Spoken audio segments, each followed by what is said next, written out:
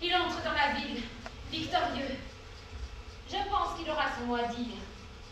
Lorsqu'il est parti, voilà 3 mois, il m'a juré que cette guerre était la dernière. C'était la dernière. La suivante attend. Cela ne te fatigue pas de ne voir et de ne prévoir que l'effroyable. Je ne vois rien, je ne prévois rien, Andromaque. Je tiens seulement compte de 2 bêtises, celle des hommes et celle des éléments. Mais pourquoi cette guerre aurait-elle lieu? Paris ne tient plus à Hélène, Hélène ne tient plus à Paris. Il s'agit bien d'eux. Il s'agit de quoi? Paris ne tient plus à Hélène, Hélène ne tient plus à Paris. Tu as vu le destin s'intéresser à des phrases négatives? Je ne sais pas ce qu'est le destin. Je vais te le dire. C'est simplement la forme accélérée du temps. C'est épouvantable. Et je ne comprends pas les abstractions. À ton aise. Et si on recourt aux métaphores, figure-toi, un tigre. Tu la comprends, celle-là? C'est la métaphore pour jeune fille. Un tigre qui dort. Laisse-le dormir. Je ne demande pas mieux, mais ce sont les affirmations qui l'arrachent à son sommeil. Depuis quelque temps, Troie en est pleine. Pleine de quoi? De ces phrases qui affirment que le monde et la direction du monde appartiennent aux hommes en général, et aux Troyens ou Troyennes en particulier. Je ne te comprends pas. Hector en 7 heures entre dans Troie. Oui, Hector en 7 heures revient à sa femme. Cette femme d'Hector va avoir un enfant. Oui, je vais avoir un enfant. Ce ne sont pas des affirmations, tout cela. N'aie pas peur, Cassandre. Quelle belle journée, maîtresse! Ah oui, tu trouves? Troie touche aujourd'hui son plus beau jour de printemps. Jusqu'au lavoir qui affirme. Mais justement, Cassandre, comment peux-tu parler de guerre en un jour pareil? Le bonheur tombe sur le monde. Une vraie neige. La beauté aussi. Vois ce soleil. Il s'amasse plus de nacre sur les faubourgs de Troie qu'au fond des mers. De toute maison de pêcheurs, de tout arbre sort le murmure des coquillages. Si jamais il y a une chance de voir les hommes trouver un moyen pour vivre en paix, c'est aujourd'hui. Et pour qu'ils soient modestes, et pour qu'ils soient immortels. Oui, les paralytiques qu'on a traînés devant les portes sont immortels. Pour qu'ils soient bons. Vois, ce cavalier de l'avant-garde, se baisser sur l'étrier pour caresser un chat dans ce créneau. Nous sommes peut-être aussi au premier jour de l'entente entre l'homme et les bêtes. Tu parles trop. Le destin s'agit, Andromaque. Il s'agit dans les filles qui n'ont pas de mari. Je ne te crois pas. Tu as tort. Ah, Hector rentre dans la gloire chez sa femme adorée. Le destin ouvre un œil. Les hémiplégiques se croient immortels sur leur petit banc. Ils s'étirent. Il est aujourd'hui de chance pour que la paix s'installe sur le monde. Ils se pourlèchent. Et Andromaque va avoir un fils. Et les cuirassiers se baissent maintenant sur l'étrier pour caresser les matous dans les créneaux. Ils se mettent en marche, c'est toi! Et ils montent sans bruit les escaliers du palais. Ils poussent du mufle les portes. Le voilà, le voilà! Andromaque! Tino! C'est Hector! Qui t'a dit autre chose? Andromaque! Hector!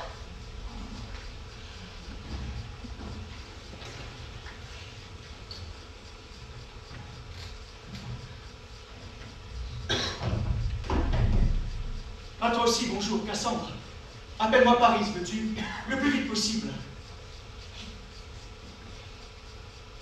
Tu as quelque chose à me dire? Oh, ne l'écoute pas. Quelque catastrophe. Parle! Ta femme porte un enfant!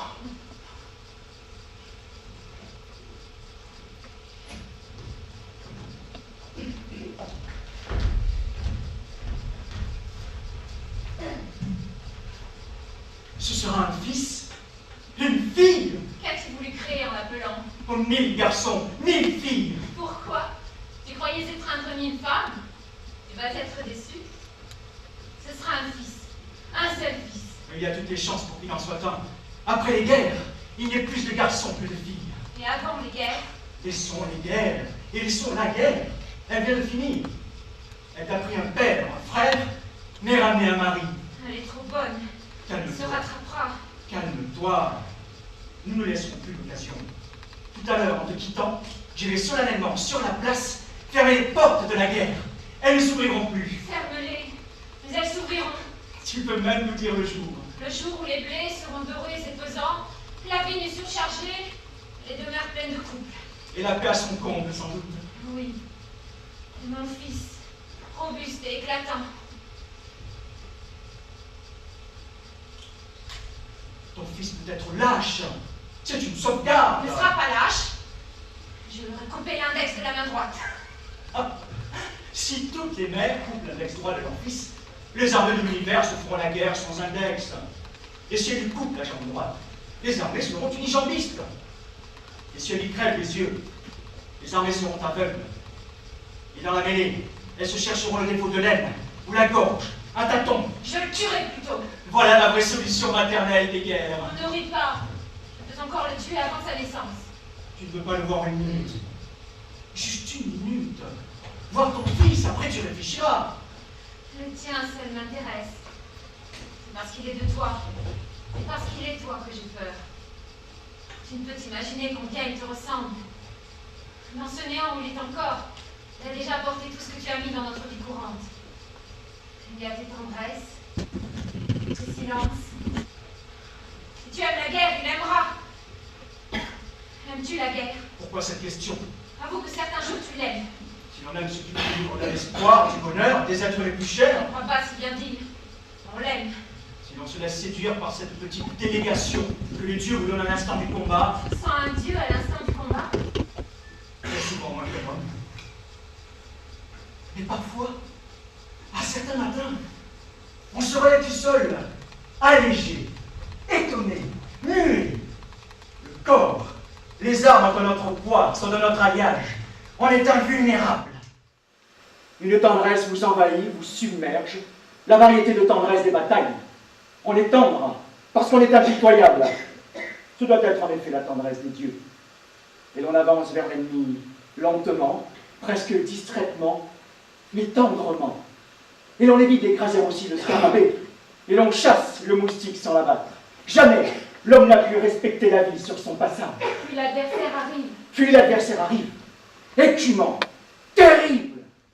On voit en lui, derrière sa barbe et ses yeux blancs, toute l'impuissance et tout le dévouement du pauvre fonctionnaire humain qu'il est, du pauvre Marie-Legendre, du pauvre Saint-Germain, du pauvre amateur de raki et d'olive qu'il est. On a de l'amour pour lui. On aime sa verrue sur sa joue, sa tête dans son œil.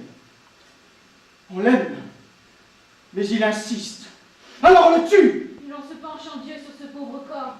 Mais on n'est pas Dieu. On ne rend pas la vie. On ne se penche pas. D'autres vous attendent. D'autres avec leur écume et leur regard de haine. D'autres pleins d'olives, de famine, de paix. Alors on les tue. On les tue, c'est la guerre. Tous on les tue. Cette fois, nous avons tué tous, à dessein. Parce que ce peuple était vraiment la race de la guerre. Parce que c'est par lui que la guerre subsistait et se propageait en Asie. Un seul a échappé. Mais dans 1000 ans, tous les hommes seront les fils de celui-là. Sauvetage inutile d'ailleurs. Mon fils aimera la guerre parce que tu l'aimes. Je crois plutôt que je la hais, puisque je ne l'aime plus. Comment arrive-t-on de plus aimer ce que l'on adorait? Raconte, cela m'intéresse. Tu sais, quand on a découvert qu'un ami est menteur, de lui tout sonne faux alors, même c'est vérité. Cela semble étrange à dire, mais la guerre m'avait promis la bonté, la générosité, le mépris des bassesses. Je croyais devoir mon ardeur et mon goût à vivre. Et toi-même. Et jusqu'à cette dernière campagne, pas un ennemi que je n'ai aimé. Tu viens de le dire. On ne tue bien que ceux qu'on aime. Tu ne saurais t'imaginer combien la guerre s'était accordée pour me faire croire à sa noblesse. Le galop nocturne des chevaux, le bruit de vaisselle et de soie à la fois que fait le régiment de fantassins se frottant contre votre tente, le cri du faucon au-dessus de la compagnie étendue et aux aguets. Tout avait sonné jusque-là si juste, si merveilleusement juste. La guerre a sonné faux cette fois. Pour quelle raison? Est-ce lâche? Est-ce simplement cette fatigue du métier, dont parfois les bénisses sur son pied de table se trouvent tout à coup saisies, qui un matin m'a accablé au moment où, penché sur un adversaire de mon âge, j'allais l'achever? Auparavant, ce que j'avais tué me semblait le contraire de moi-même. Cette fois, j'étais agenouillé sur un miroir. Cette mort que j'avais donnée, c'était un petit suicide. Moi, je ne sais ce que fait le bénite dans ce cas. S'il jette sa barlotte sans vernis ou s'il continue. J'ai continué. Et de cette minute, plus rien n'est demeuré de la résonance parfaite. Et la lance qui a glissé contre mon bouclier a soudain sonné fou. Et quelques heures plus tard, l'écroulement des palais, le choc du tué contre la terre. La guerre, d'ailleurs, a vu que j'avais compris. Et elle ne se gênait plus. Les cris du mourant sonnaient faux. J'en suis là. Tout sonner juste pour les autres. Les autres sont comme moi. L'armée que j'ai ramenée est la guerre. C'est une armée à mauvaise oreille. Non. Tu ne saurais t'imaginer combien soudain t'as sonné juste pour elle. Voilà 1 heure à la vue de Troie. Pas un régiment qui ne se soit arrêté d'angoisse à ce concert. Au point que nous n'avons osé entrer durement par les portes. Nous sommes répandus en groupe, autour des murs. C'est la seule tâche digne d'une vraie armée. Faire le siège paisible de sa patrie ouverte. Tu n'as pas compris que c'était là la pire fausseté. Mais la guerre est dans Troie, Hector. C'est elle qui vous a reçu aux portes. C'est elle qui vous donne la foi, ainsi désemparée, et non l'amour. Que racontes-tu là? Ne sais-tu donc pas que Paris s'est enlevé Hélène? On vient de me le dire, et après? Que les Grecs la réclament, et que leur envoyé arrive aujourd'hui. Et que si on ne la rend pas, c'est la guerre. Pourquoi ne la rendrait-on pas? Je la rendrai moi-même. Paris ne consentira jamais. Paris m'aura cédé dans quelques minutes. Cassandre me l'amène. Il ne peut te céder. Sa gloire, comme vous dites, l'oblige à ne pas céder. Son amour aussi, comme il dit. Peut-être. C'est ce que nous allons voir. Cours demander à Priam s'il peut m'entendre à l'instant. Et rassure-toi, tous ceux, les Troyens, qui ont fait et peuvent faire la guerre, ne veulent pas la guerre. Il reste tous les autres.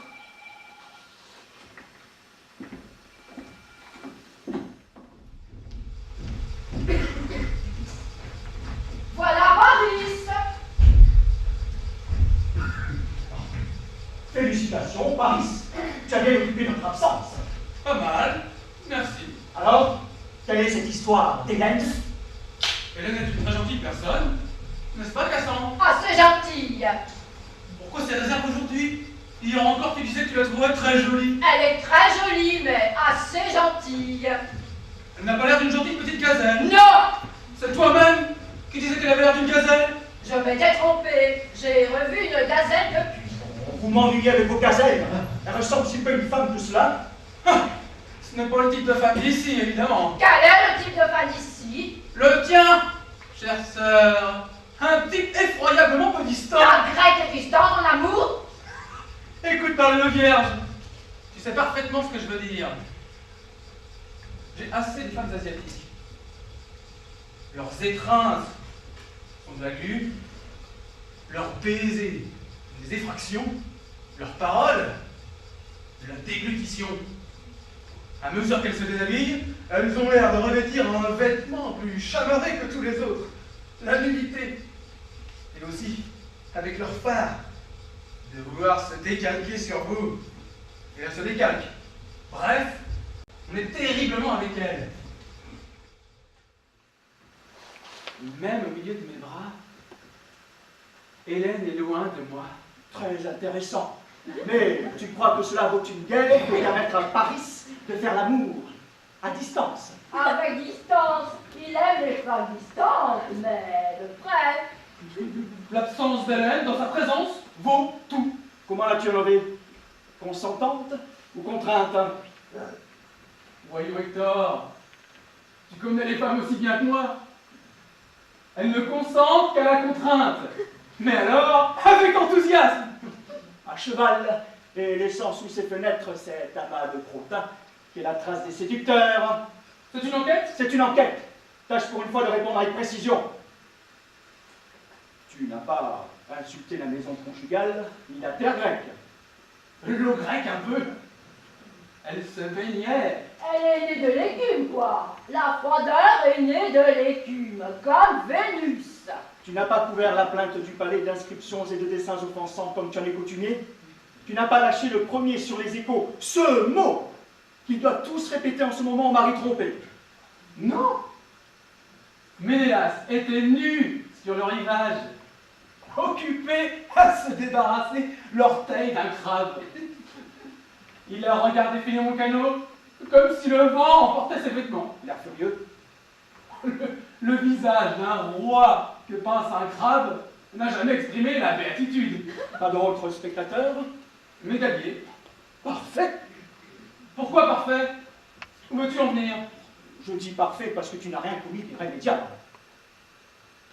En somme, puisqu'elle était déshabillée, pas un seul des vêtements d'Hélène, pas un de ces objets n'a été insulté. Le corps seul a été souillé, c'est négligeable. Je connais assez les Grecs pour savoir qu'ils tireront une aventure divine, et tout à la royale, de cette petite reine grecque qui va à la mer et qui remonte tranquillement après quelques mois de sa plongée, le visage innocent. Nous garantissons le visage. Tu penses que je vais ramener Hélène à Ménélas? Mais nous ne t'en demandons pas tant, ni lui. L'envoyé grec s'en charge. Il la repiquera lui-même dans la mer comme le piqueur de plantes d'eau à l'endroit désigné. Tu la lui remettras dès ce soir. Je ne sais pas si tu te rends très bien compte de la monstruosité que tu commets. En supposant qu'un homme a devant lui une nuit avec Hélène, accepte d'y renoncer. Il te reste une après-midi avec Hélène. Cela fait plus grec. N'insiste pas, nous te connaissons. Ce n'est pas la première fois que tu renonces à une relation telle que celle-là. Mon cher Hector, c'est vrai. Jusqu'ici, j'ai toujours accepté d'assez bon cœur les séparations. La séparation avec une femme, fût-ce la plus aimée, comporte un agrément que je sais goûter mieux que personne. La première promenade solitaire dans les rues de la ville, au sortir de la dernière étreinte, la vue du premier petit visage de couturière, tout indifférent et tout frais, après le départ de la manta dorée, on est rougi par les pleurs. Le son du premier rire de blanchisseuse ou de fruitière, après les adieux enroués par le désespoir, constitue une jouissance à laquelle je sacrifie bien volontiers les autres. Un seul être vous manque, et tout est repeuplé. Toutes les femmes sont créées à nouveau pour vous. Toutes sont à vous. Et cela dans la liberté, la dignité, la paix de votre conscience. Oui, tu as bien raison. L'amour comporte des moments vraiment exaltants. Ce sont des ruptures. Aussi, ne me séparerai-je jamais d'Hélène. Car avec elle, j'ai l'impression d'avoir rompu avec toutes les autres femmes. Et j'ai mis liberté et mis noblesse au lieu d'une. Parce qu'elle ne t'aime pas, tout ce que tu dis le prouve. Si tu veux. Mais je préfère à toutes les passions cette façon dont Hélène ne m'aime pas. J'en suis désolé, mais tu la rendras. Tu n'es pas le maître ici. Je suis ton aîné et le futur maître. Alors commande mon futur. Pour le présent, j'obéis à notre père. Je n'en demande pas davantage. Tu es d'accord pour que nous nous en remettions au jugement de Priam? Parfaitement d'accord. Tu le jures? Nous le jurons. Prends garde, Hector. Priam est fou d'Hélène et il livrerait plutôt ses filles. Que racontes-tu là? Pour une fois qu'il est le présent au lieu de l'avenir, c'est la vérité. Et tous nos frères, et tous nos oncles, et tous nos arrière-grands-oncles, Hélène a une garde d'honneur qui assemble tous nos vieillards. Regarde, c'est l'heure de sa promenade. Vois sur les créneaux qui se s'estètent à barbe blanche. On dirait les cigognes caquetant sur les remparts. Ton spectacle. Les barbes sont blanches et les visages rouges. Oui, c'est la congestion. Il devrait être aux portes du Scamandre, parlant entre nos troupes et la victoire. Non, ils sont aux portes haussées par où sort Hélène. Les voilà qui se penchent tout d'un coup, comme les cigognes qui ont passé un rat. C'est Hélène qui passe. Ah oui. Elle est sur la seconde terrasse, debout. Elle rajuste sa sandale, prenant bien soin de croiser haut la jambe. Incroyable. Tous les vieillards de Troie sont là à la regarder d'en haut. Non, les plus malins regardent d'en bas. Et que crie-t-il? Il crie, vive la beauté. Je suis de leur avis, de leur vite. Et maintenant? Vive Vénus. Ils ne crient que des phrases sans air à cause de leur manque de dents. Vive la beauté, vive Vénus, vive Hélène. Tu crois proférer des cris? Ils poussent simplement le mâchonnement à sa plus haute puissance. Que vient faire Vénus là-dedans? Ils ont imaginé que c'était Vénus qui nous donnait Hélène pour récompenser Paris de lui avoir décerné la pomme à première vue. C'est aussi un beau coup que tu as fait ce jour-là. Que tu es le frère aîné.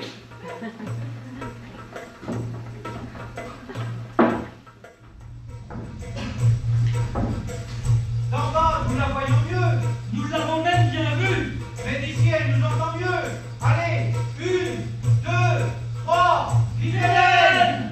C'est un peu fatigant, notre âge, d'avoir à descendre et à remonter constamment par des escaliers impossibles, selon que nous voulons la voir ou l'acclamer. Veux-tu que nous acclamions? Un jour, nous l'acclamerons. Un jour, nous la regarderons. Tu es fou. Un jour sans bien voir Hélène. Songe un peu à ce que nous avons vu d'elle aujourd'hui. Allez, 1, 2, 3, Vive Hélène! Et maintenant en bas. oui, en bas, en bas. Et tu les vois, Hector? Je me demande comment vous résistez tous ces poumons besogneux. Notre père ne peut être ainsi. Dis-moi, Hector, avant de nous expliquer devant lui, tu pourrais peut-être jeter un coup d'œil sur Hélène. Mais je me moque d'Hélène. Ah, père. Ça.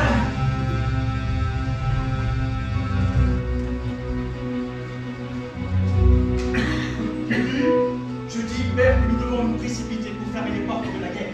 Les verrouiller, les cadenasser. Il ne faut pas que Moucheron puisse se glisser entre les deux battants. Ta phrase m'a paru moins longue. Il disait, il se moquait d'Hélène. Penche-toi. Tu la vois? Eh oui, il la voit. Je me demande qui ne l'a pas vue. Elle fait le chemin de ronde. C'est la ronde de la beauté. Tu la vois? Oui, et après? Priam te demande ce que tu vois. Je vois une jeune femme qui rajuste sa sandale. Elle met un certain temps à ajuster sa sandale. Je l'ai emporté nue et sans garde-robe. Ce sont des sandales à toi. Elles sont un peu grandes. Tout est grand pour les petites femmes. Je vois deux fesses charmantes. Et il voit ce que vous tous voyez. Mon pauvre enfant, Toi, Priam te dit pauvre enfant. Oui, je ne savais pas que la jeunesse de Troie en était là. eh bien, enlèvez-nous. Oh, à l'ignorance de la beauté. Et par conséquent, de l'amour. Au réalisme, quoi. Nous autres poètes appelons cela le réalisme. Et la nièce de Troie en est à la beauté et à l'amour. Oh, c'est dans l'ordre. Ce ne sont pas ceux qui font l'amour ou ceux qui sont la beauté qui ont à les comprendre. Mais c'est très courant, la beauté, père. Je ne fais pas allusion à Hélène, mais elle court les rues. Hector, ne sois pas de mauvaise foi. Il t'est bien arrivé dans la vie, à l'aspect d'une femme, de ressentir qu'elle n'était pas seulement elle-même, mais que tout un flux d'idées et de sentiments avait coulé en sa chair et en prenait l'éclat. Ainsi le rubis personnifie le sang. Pas pour ceux qui ont vu du sang. Je sors d'en prendre. Un symbole, quoi? Tout guerrier que tu es, tu as bien entendu parler des symboles. Tu as bien rencontré des femmes qui, d'aussi loin que tu les apercevais, te semblaient personnifier l'intelligence, l'harmonie, la douceur. J'en ai vu. Que faisais-tu alors? Je m'approchais et c'était fini.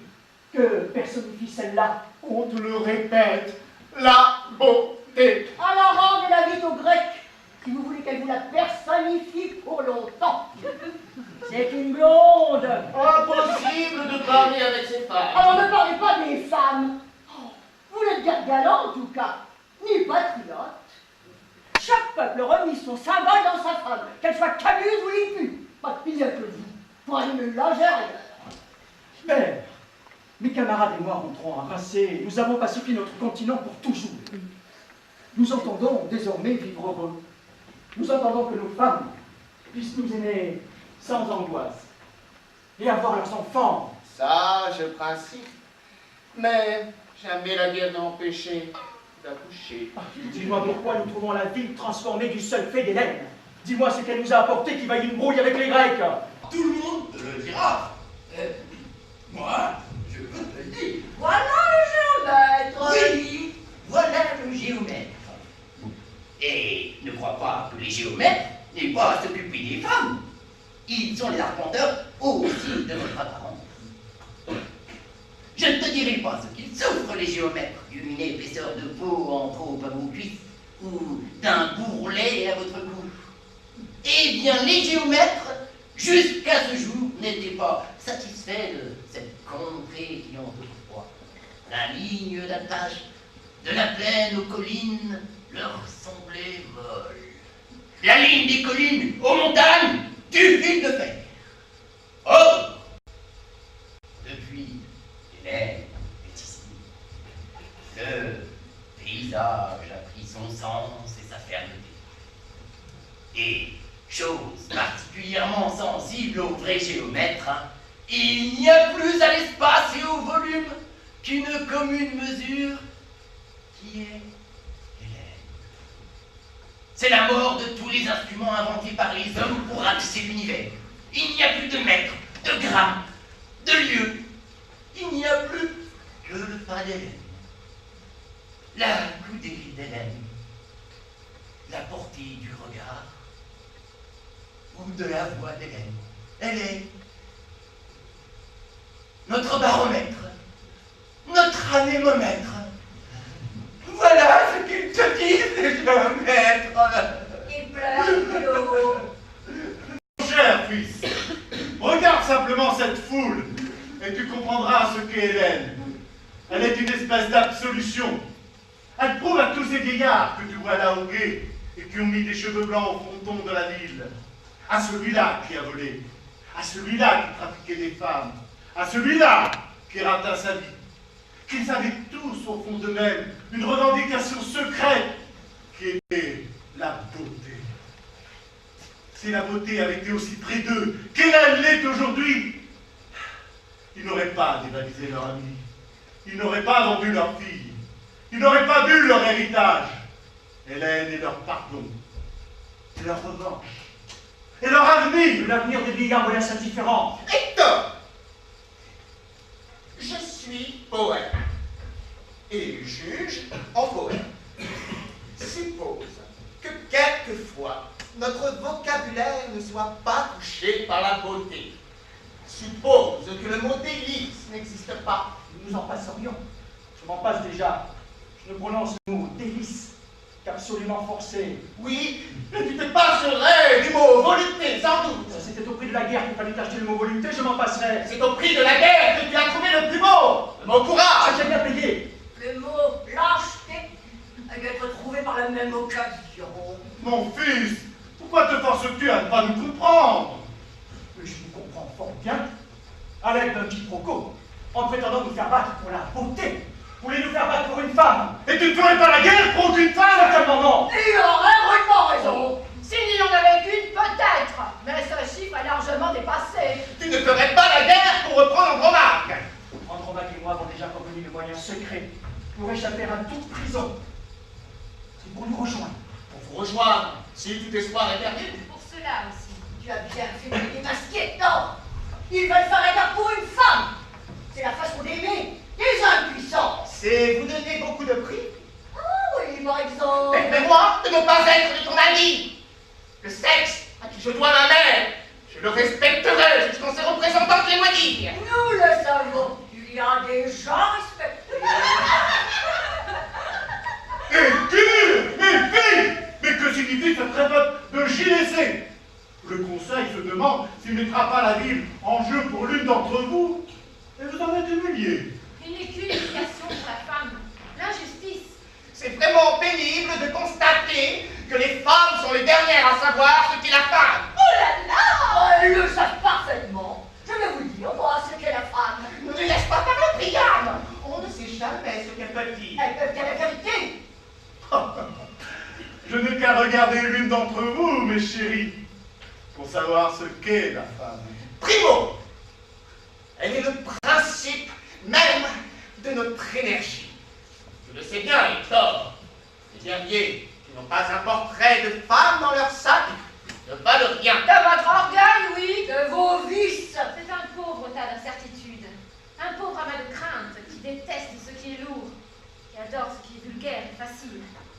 Oh, c'est vrai. C'est vraiment très simple. Voilà, 50 ans que je suis femme. Et je n'ai jamais pu en savoir juste ce que j'étais.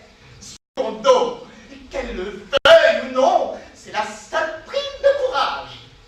Demandez au moindre soldat. Tu es un homme qui méritait une femme. Elle aime les lâches, les libertins. Si Hector était lâche ou libertin, je l'aimerais autant. Je l'aimerais peut-être davantage. Oh, mais ne va pas trop loin, Andromaque. Tu prouverais le contraire de ce que tu veux prouver. Elle est gourmande, elle mange. Et de ce que représente dans la vie humaine la fidélité, la pureté. Nous n'en parlons pas, hein. Que racontes-tu, toi?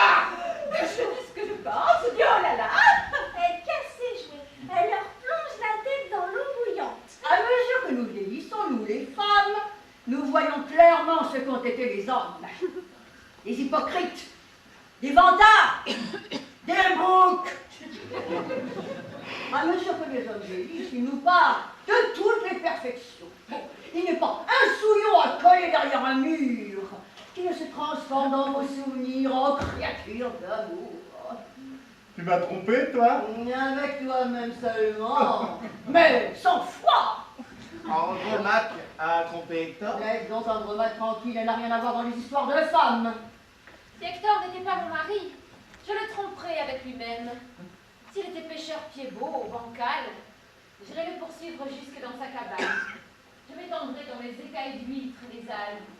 J'aurais de lui un fils adultère. Elle s'amuse à ne pas dormir la nuit, tout en fermant les yeux. Oui, tu peux en parler, toi, c'est épouvantable. Que je t'y reprenne. Hein? Il n'y a pire que l'homme, mais celui-là. Mais tant pis, si la femme nous trompe. Tant pis.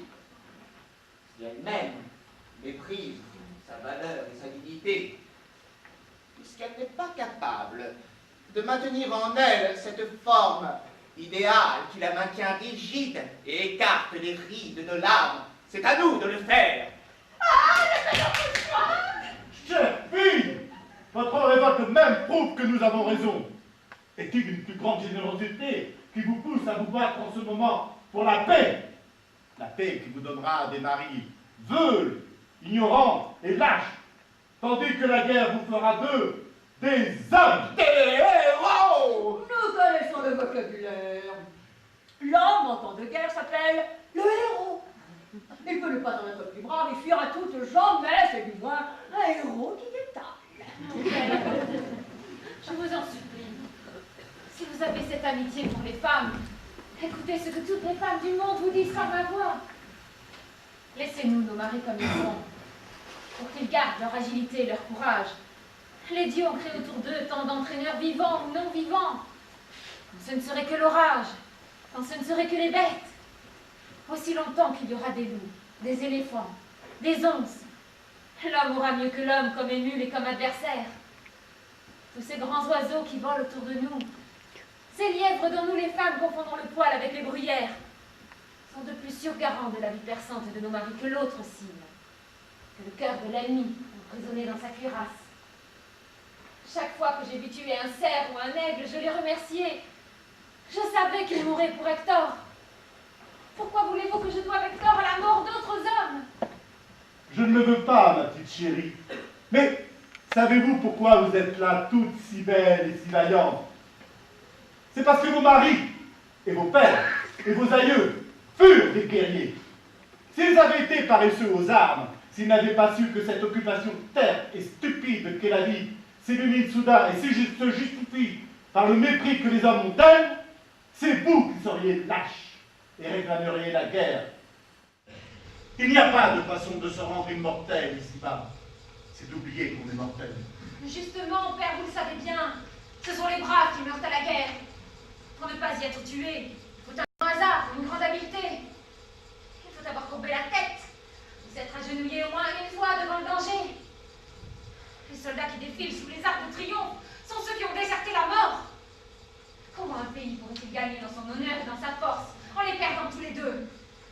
La fille, la première lâcheté et la première ride d'un peuple. Mais où est la pire lâcheté?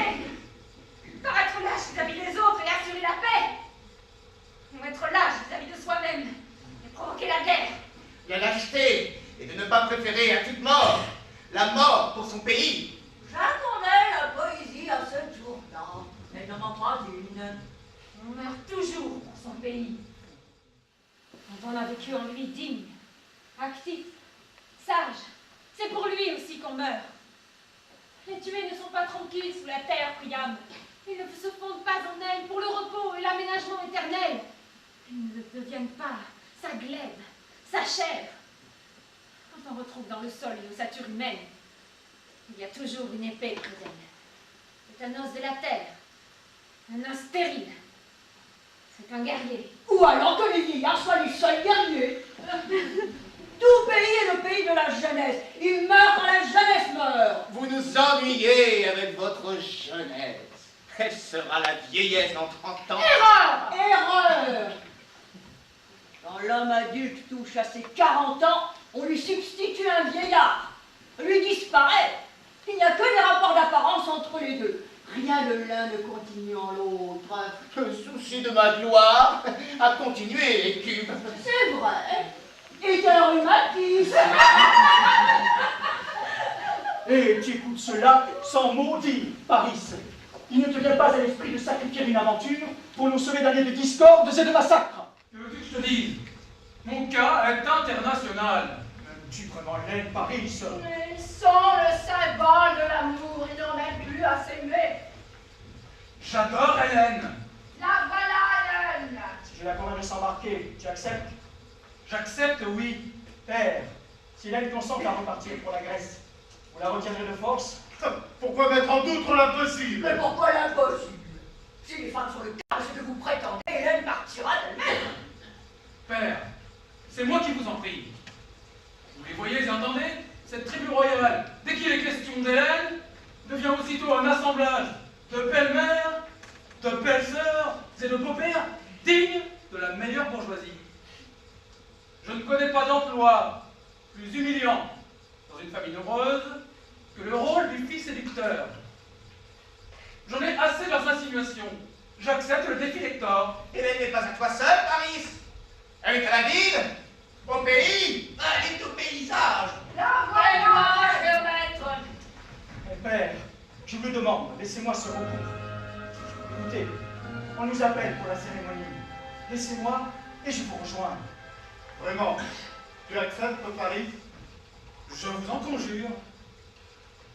Soit, venez mes enfants, allons préparer les portes de la guerre.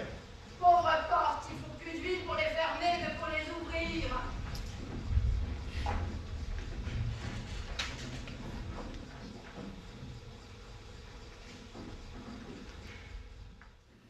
Qu'attends-tu là? Une transe. Tu dis?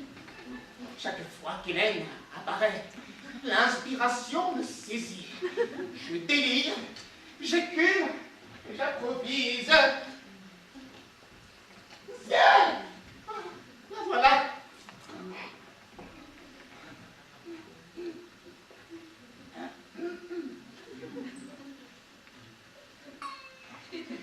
Belle Hélène, Hélène de Sparte, à gorge douce, à noble chair. Et Dieu nous garde de combattre vers ton Ménélas de recherche. Tu as fini de terminer tes vers par ces coups de marteau qui nous enfoncent le crâne. C'est une invention à moi. J'en tiens des effets bien plus surprenants encore. Et viens sans peur au-devant d'Hector. La gloire et l'effroi du Scamandre. Tu as raison et lui a tort, car il est dur. Et tu es tendre. Oh, file! Tu as me regardé ainsi. Tu as l'air de détester autant la poésie que la guerre. Va! Ce sont mes deux sœurs. Hélène!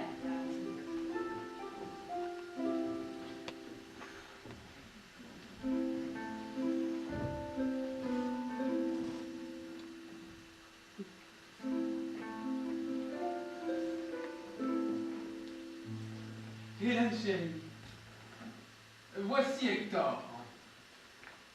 Il a des projets sur toi. Des projets tout simples. Il veut te rendre grec et te prouver que tu ne m'aimes pas. Dis-moi que tu m'aimes avant que je te laisse avec lui. Dis-le-moi comme tu le penses. Je t'adore, chérie. Dis-moi qu'elle était belle, la vague qui t'emporta de Grèce. Magnifique, une vague, magnifique. Où as-tu vu une vague? La mer était si calme. Dis-moi que tu hais Ménélas. Ménélas, je le hais. Tu n'as pas fini. Je ne retournerai jamais en Grèce. Répète. Tu ne retourneras jamais en Grèce. Non! C'est de toi qu'il s'agit. Bien sûr que je suis sainte. Jamais je ne retournerai en Grèce. Ah. Je ne le lui fais pas dire. À toi maintenant.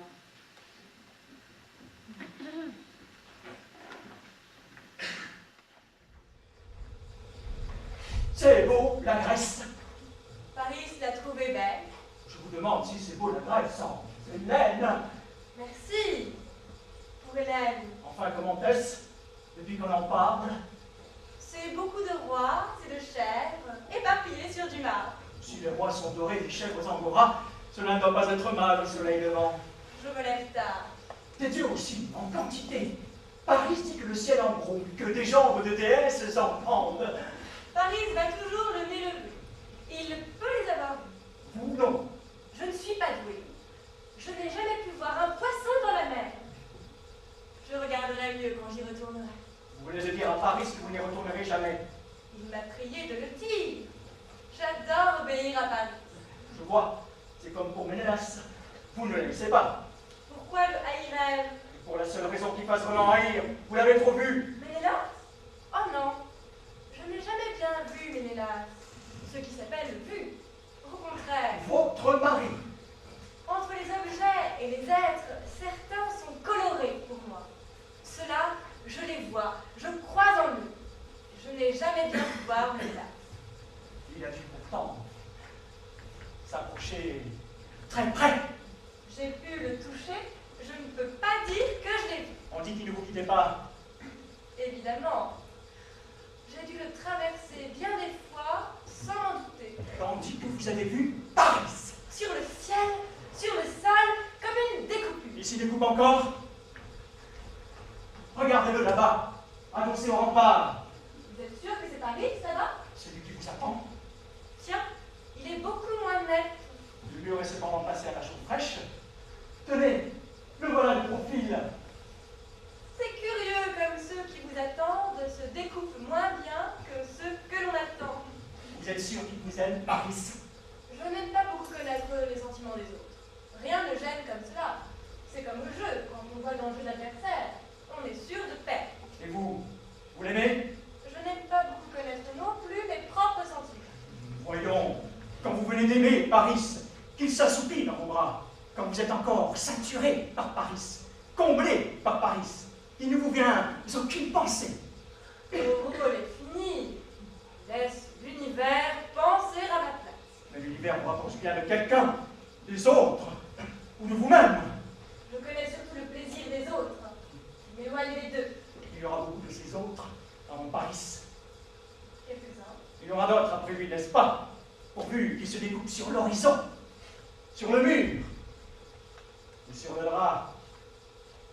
C'est bien ce que je supposais. Vous n'aimez pas Paris, Hélène? Vous aimez les hommes? Je ne les déteste pas. C'est agréable de les frotter contre soi comme de grands savons. On en est toutes pures. Cassandre! Cassandre! Qu'y a-t-il? Tu me fais rire. Ce sont toujours les devineresses qui questionnent. Pourquoi m'appelles-tu? Cassandre, Hélène repart ce soir avec l'envoyé grec. Moi, que comptez-vous là? Vous ne venez pas de me dire que vous n'aimez pas tout particulièrement Paris? Vous interprétez, enfin, si vous voulez. Je cite mes auteurs, que vous aimez surtout frotter les hommes contre vous comme de grands savons. Oui, ou de la pierre ponce, si vous aimez mieux. Et alors? Et alors, entre ce retour vers la Grèce, qui ne vous plaît pas, une catastrophe aussi redoutable que la guerre, vous hésiteriez à choisir? Vous pas à choisir. Ce serait trop facile de dire je fais ceci ou je fais cela pour que ceci ou cela suffit. Vous avez découvert que je suis faible. Vous en êtes tout joyeux. L'homme qui découvre la faiblesse d'une femme, c'est le chasseur à midi qui découvre une source. Il sent la breuve. Mais n'allez pourtant pas croire, parce que vous avez convaincu la plus faible des femmes, que vous avez convaincu de l'avenir. Ce n'est pas en manœuvrant des enfants qu'on détermine le destin. Les subtilités et les rêves méchants. Il ne s'agit pas de subtilité et de rien. Il s'agit au moins de monde et de pyramide. Choisissez-vous le départ, oui ou non? Ne me brusquez pas! Je choisis les événements comme je choisis les objets, les hommes. Je choisis ceux qui ne sont pas pour moi des ombres. Je choisis ceux que je vois. Je sais, vous l'avez dit, ceux que vous voyez colorés. Et vous ne vous voyez pas rentrant dans quelques jours au palais de Ménélas. Non, difficilement. Voici ta concurrente, Cassandre. Celle-là aussi lit l'avenir. Je ne lis pas l'avenir, mais dans cet avenir, je vois des scènes colorées, d'autres ternes. Jusqu'ici, ce sont toujours les scènes colorées qui ont eu lieu. Nous allons nous remettre au grec en plein midi, sur le sable aveuglant, entre la mer violette et le mur ocre. Nous serons tous en cuirasse d'or à jupe rouge, et entre mon étalon blanc et la jument noire de Priam, les sœurs en péplum vert vous remettront nus à l'ambassadeur grec, dont je devine au-dessus du casque d'argent le plumet amarante. Vous voyez cela, je pense. Non, du tout. C'est tout sombre. Vous moquez de moi, n'est-ce pas? Me moquer, pourquoi? Allons, partons si vous voulez. Allons nous préparer pour ma remise aux Grecs. Nous verrons bien. Vous doutez-vous que vous insultez l'humanité? Ou est-ce inconscient? J'insulte quoi? Doutez-vous que votre album de promo est la dérision du monde? Alors que tous ici, nous nous battons, nous nous sacrifions pour fabriquer une heure qui soit à nous. Vous êtes là, à feuilleter vos gravures prêtes de toute éternité.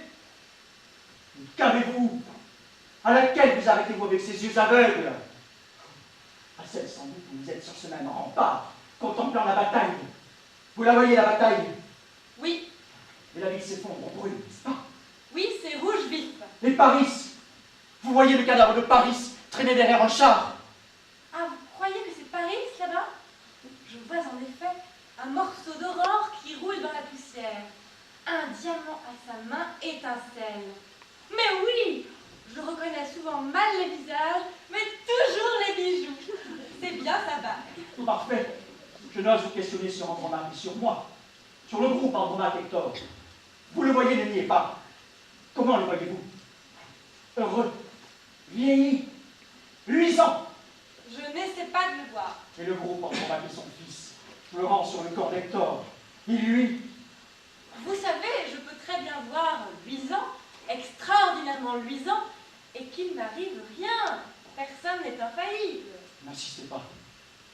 Je comprends. Il y a un fils, entre la mère qui pleure et le père étendu. Oui, il joue avec les cheveux emmêlés du père. Il est charmant. Et elles sont au fond de vos yeux, ces scènes. On peut les y voir? Je ne sais pas. Regardez.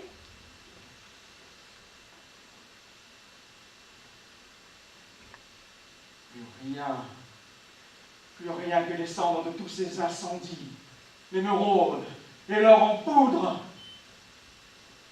Quel éclair, la hantille du monde.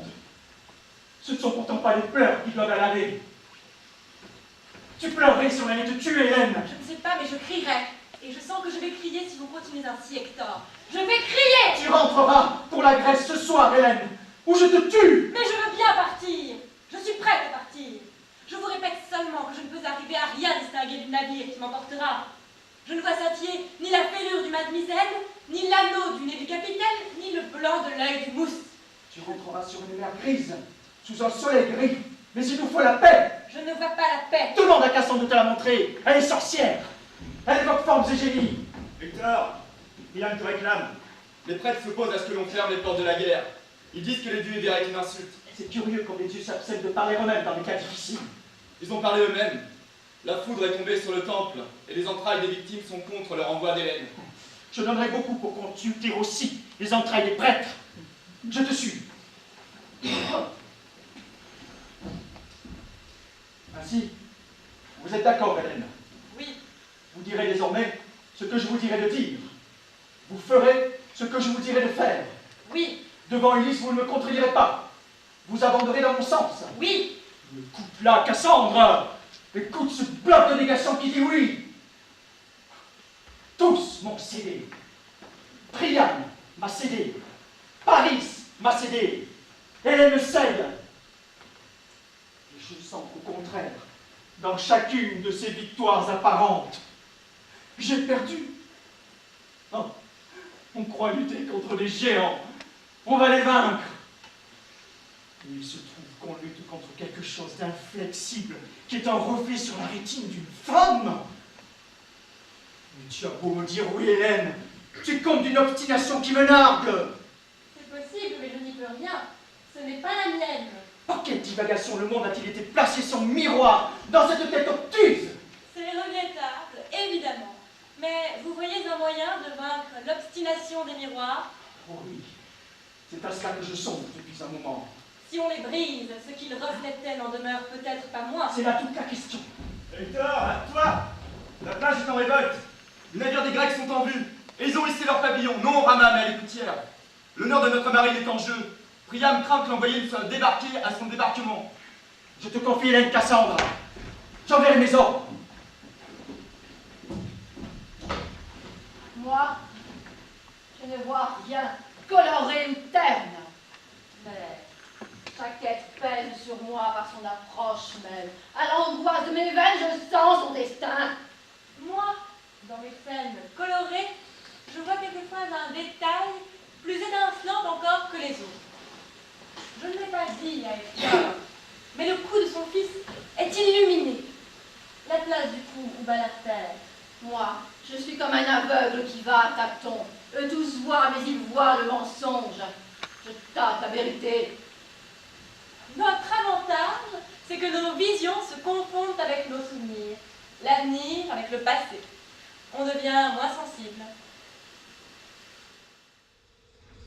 C'est vrai que vous êtes sorcière, que vous pouvez évoquer la paix. La paix, très facile. Elle écoute un mendiant derrière chaque porte.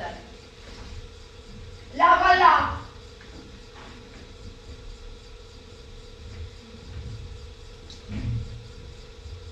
Comme elle est jolie. Au secours, Hélène. Aide-moi.